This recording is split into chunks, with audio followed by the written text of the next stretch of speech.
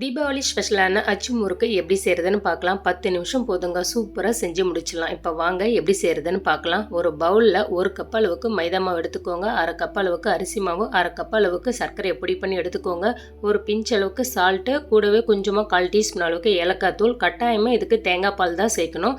2 cup அளவுக்கு தேங்காய் பால் எடுத்துக்கோங்க, பத்தலைன்னா எக்ஸ்ட்ரா தண்ணி ஆட் பண்ணிக்கலாம். பஜ்ஜி மாவு பதம் இருக்கணும், மாவு கெட்டியாக இருக்கக்கூடாது.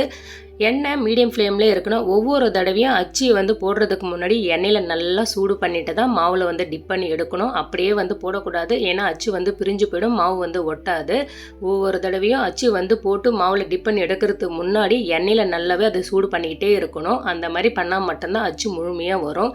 இதே ப்ராசஸில் செய்யுங்க. சூப்பரான டேஸ்டியான தேங்காய் பால் அச்சு முறுக்கு ரெடி ஆகிடுச்சு. இது கூடவே நீங்கள் முட்டை வேணால் கூட சேர்த்துக்கலாம். நான் முட்டை ஆட் பண்ணல. நீங்கள் முட்டை சாப்பிடுவீங்கன்னா 2 முட்டை அளவு மட்டும் எடுத்துக்கோங்க. செஞ்சு பார்த்துட்டு நம்ம சேனலை மறக்காமல் சப்ஸ்கிரைப் பண்ணுங்கள்.